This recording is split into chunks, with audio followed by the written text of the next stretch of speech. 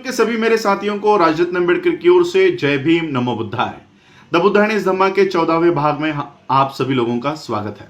कल के भाग में हम लोगों ने देखा कि किस तरह से बुद्ध के मन में निष्क्रियता की ओर उनका मन मुड़ रहा था, अपने धम्म के सिद्धांतों को लेकर कि ये आम इंसानों को या बुद्धिमानों को मेरा धम्म जो है वो समझ में नहीं आएगा। अगर समझ में भी आया तो लोग उसके ऊपर अनुकरण नहीं कर पाएंगे, तो वो व्यर्थ की उनके लिए भी परेशानी होगी, मेरे लिए भी दुख होगा। तो इसके अलावा मैं ये जो धम्म है ये अपने आप तक ही सीमित रखूं।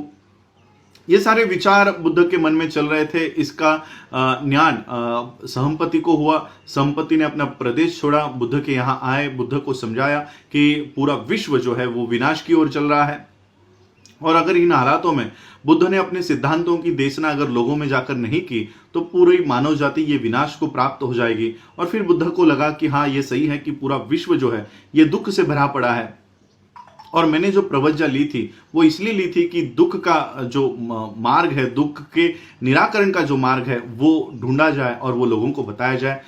इस हालात में हाथ पर हाथ धरे बैठने के बजाय विश्व में जाओ और विश्व को एक बेहतर जगह बनाने की आवश्यकता है, ये बुद्ध ने पहचाना और अपने धम्म की देशना करने के लिए वो संकल्पित हुए। बुद्ध ने अपने धम्म की योजना बनाई, एक उपासक इनके लिए और एक भिक्खु इनके लिए, और ये सारी योजना बनाकर वो अपने धम्म की देशना, अपने सिद्धांतों की शिक्षा देने के लिए वो संकल्पित हुए। अब देखते हैं आगे। बुद्ध जब अपने धम्म की देशना देने के लिए, अपने सिद्धांतों की शिक्षा देने के लिए जब उन्होंने ठान लिया, तब उनके मन में सबसे पहला ख्याल आया आलार कालम के बारे में। उन्होंने सोचा कि क्यों ना अपने सिद्धांत सबसे पहले आलार कालम इनको बताए जाए, इनको शिक्षा दी जाए उन सिद्धांतों के बारे में, क्योंकि आलार कालम ये बुद्धिमानी थे, आलार कालम ये मलिनता से दूर थे। तो सबसे पहले बुद्ध के मन में आलार कालम के बारे में ख्याल आया। लेकिन आलार कालम इनकी मृत्यु हो चुकी थी, तो बुद्ध ने उद्दक रामपुत्र के बारे में सोचा कि क्यों ना इनके पास जाकर अपने सिद्धांतों की शिक्षा इनको दी जाए। लेकिन उद्दक रामपुत्र की भी मृत्यु हो चुकी थी। फिर बुद्ध के मन में ख्याल आया उन 5 परिव्राजकों का जो निरंजना तट पर बुद्ध जब तपश्चर्या मार्ग का प्रशिक्षण कर रहे थे, तब सिद्धार्थ गौतम जब तपश्चर्या मार्ग का प्रशिक्षण कर रहे थे, तब इन 5 परिव्राजकों ने सिद्धार्थ गौतम की बहुत सेवा की थी। तब बुद्ध के मन में ख्याल आया कि क्यों ना इनके पास जाकर अपने धम्म की देशना, अपने सिद्धांतों की शिक्षा क्यों ना इनको दी जाए। तो ये कहाँ रह रहे हैं, इनकी इसकी सारी जानकारी प्राप्त करने के बाद बुद्ध को पता चला कि ये 5 परिव्राजक सारनाथ में इसी पतना वन में रुके हुए हैं। और फिर बुद्ध ये सारनाथ की ओर चले, और जब बुद्ध सारनाथ में पहुंचे तब दूर से ही इन 5 परिव्राजकों ने देखा कि बुद्ध आ रहे हैं, और सभी लोगों ने आपस में ये निश्चय किया, निर्णय लिया कि कोई भी बुद्ध का स्वागत नहीं करेगा, कोई भी उठ के उनको प्रणाम नहीं करेगा, आदर नहीं देगा। और एक परिव्राजक ने उठकर कहा कि वो देखो, वो ही श्रमण गौतम चले आ रहे हैं जिन्होंने तपश्चर्या मार्ग का त्याग किया था और भोग विलास की जिंदगी जीने के लिए वो चले गए थे। इन्होंने बहुत बड़ा दुष्कर्म किया है, पाप किया है, और इसलिए हम कोई भी इनका स्वागत नहीं करेंगे, इनका चिवर नहीं संभालेंगे, इनका भिक्षा पात्र नहीं लेंगे, और किसी भी तरह का आदर इनको नहीं देंगे। इस तरह का निर्णय 5 परिव्राजकों ने अपने आप में वो निर्णय लिया। और जब बुद्ध इनके नजदीक आए तो कोई भी अपने निर्णय पर ठाम नहीं रह पाया। बुद्ध के व्यक्तिमत्व को देखते हुए सभी लोग, सभी 5 परिव्राजक वो अपने जगह पर उठकर खड़े हुए। किसी ने बुद्ध का चिवर संभाला, किसी ने भिक्षा पात्र लिया, कोई दौड़ते हुए पानी लेकर आया और उनके चरण साफ किए। और इस तरह से एक अनचाहे मेहमान का एक महान स्वागत यहाँ पर इन 5 परिव्राजकों ने किया। जो 5 परिव्राजक बुद्ध का उपहास करना चाहते थे वो बुद्ध के उपासक बन गए। इस तरह का एक स्वागत बुद्ध का सारनाथ में हुआ। ये स्वागत होने के बाद इन 5 परिव्राजकों ने बुद्ध की खुशहाली पूछी, बुद्ध ने इनकी खुशहाली पूछी। सारी खुशहाली पूछने के बाद इन 5 परिव्राजकों ने बुद्ध से सवाल किया, क्या वो अब भी तपश्चर्या मार्ग पर विश्वास करते हैं? तो बुद्ध ने कहा कि नहीं, मैं तपश्चर्या मार्ग का बहिष्कार करता हूं, उसके ऊपर मेरा विश्वास नहीं है।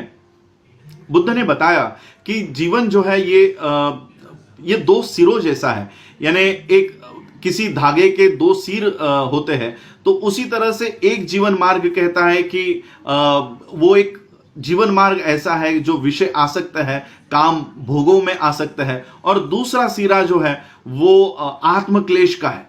बुद्ध कहते हैं कि एक जीवन मार्ग कहता है कि खाओ पियो मौज करो मजा करो, कल को तो हमको मरना ही है, और दूसरा जीवन मार्ग कहता है कि नहीं, सभी वासनाओं का कत्ल कर दो, सभी वासनाओं को खत्म कर दो, क्योंकि ये जो वासना है ये वासना ही पुनर्जन्म का कारण बनती है। बुद्ध ने बताया कि वो इन दोनों सिरों को नहीं मानते, उन्होंने एक मध्यम मार्ग ढूंढ निकाला है, वो उन मध्यम मार्ग पर विश्वास करते हैं, मज्जिम पटिपदा पर वो विश्वास करते हैं। और ये जो मार्ग है, जो मध्यम मार्ग है, वो ना तो काम भोगों में आसक्त ऐसी जीवन पद्धति का मार्ग है, ना तो आत्मक्लेश का वो मार्ग है। और बुद्ध ने उन 5 परिव्राजकों से कहा कि मेरे एक सवाल का जवाब दो।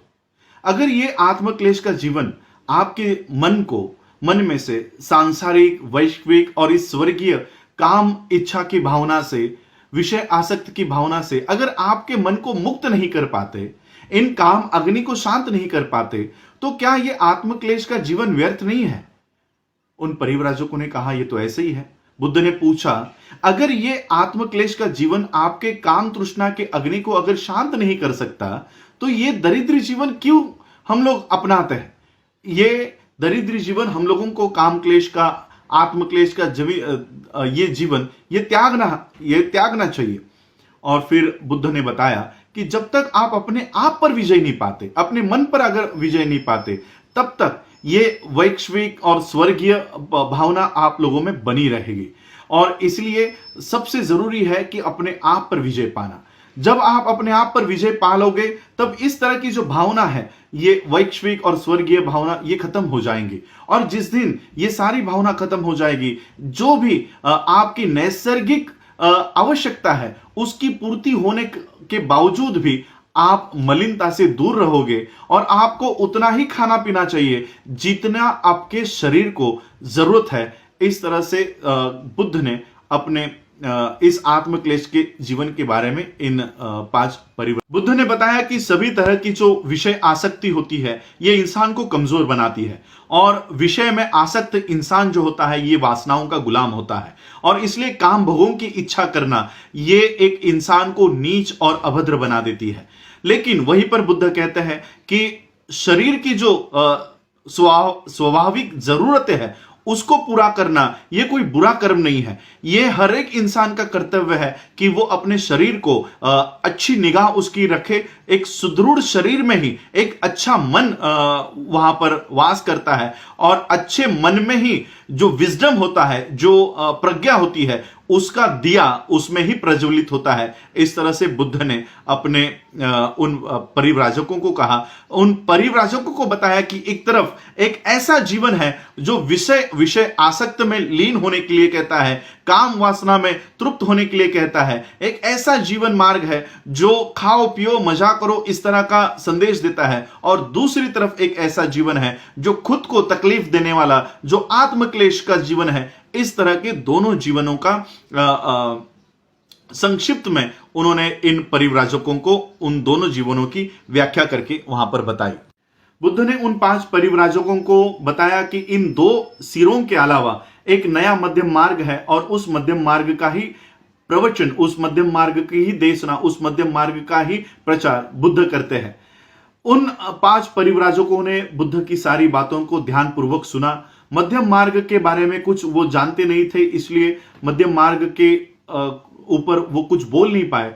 इसलिए उन्होंने बुद्ध से सवाल किया कि आप हमको जब छोड़कर चले गए तब आप कहाँ गए, आपने क्या क्या किया, ये आप हमें बताइए। तो बुद्ध ने बताया कि किस तरह से तपस्या मार्ग का त्याग करने के बाद सिद्धार्थ गौतम बोध गया पहुंचे।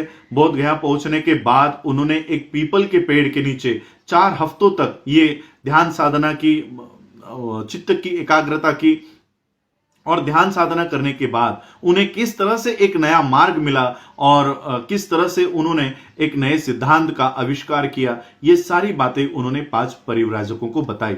अब वो 5 परिव्राजक इतने उत्कंठ हो गए, उतने एक्साइट हो गए कि उनको ये नया मार्ग क्या है उसकी जानकारी प्राप्त करने के लिए वो अधीर हो उठे। तो उन 5 परिव्राजकों ने बुद्ध से पूछा कि आप हमें ये नया मार्ग बताइए। बुद्ध ने कहा कि ठीक है, मैं आपको ये नया मार्ग बताता हूं। बुद्ध ने बताया कि ये जो नया मार्ग है, ये जो नया सिद्धांत है, उसको बुद्ध धम्म कहते हैं। और ये जो धम्म है, ये इस धम्म का भगवान से और आत्मा से कोई लेना देना नहीं है। किसी भी कर्मकांड से, किसी भी तरह के रिचुअल से, किसी भी तरह के धार्मिक विधियों से इस धम्म का कोई लेना देना नहीं है। और ये बुद्ध के धम्म का पहला सिद्धांत है। बुद्ध ने बताया कि बुद्ध के धम्म का केंद्र बिंदु ये केवल और केवल माइंड है, मन है, और केवल यही बुद्ध के धम्म का केंद्र बिंदु है। एक इंसान का दूसरे इंसान के साथ किस तरह से नाता होना चाहिए, किस तरह से बर्ताव होना चाहिए, यही बुद्ध का धम्म सिखाता है। और बुद्ध ने अपने धम्म का यह पहला सिद्धांत उनको बताया।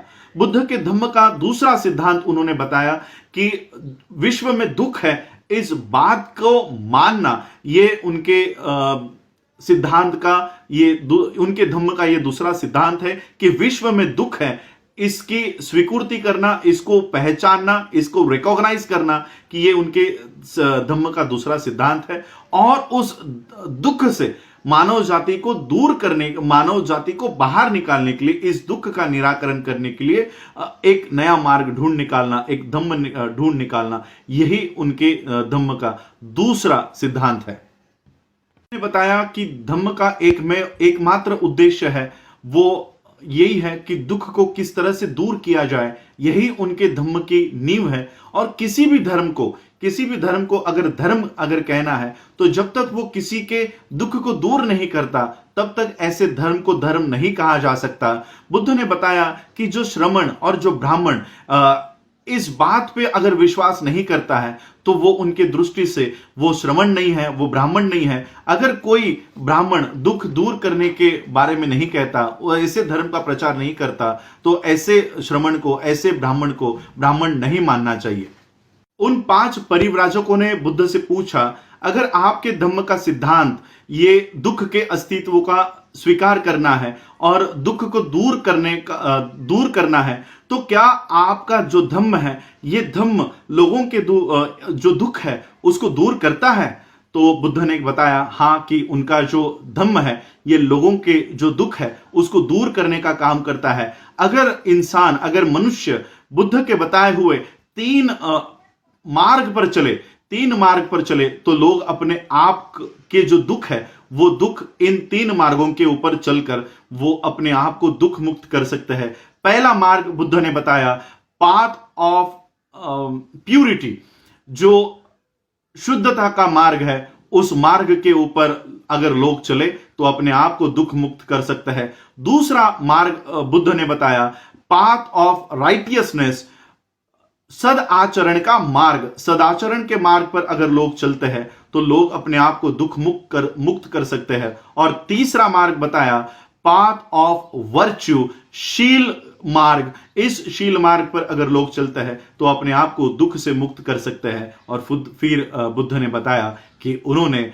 इस तरह का धम्म का आविष्कार कर लिया है, इस तरह के धम्म को उन्होंने स्थापित कर लिया है। ये धम्म क्या है? ये 3 मार्ग क्या है?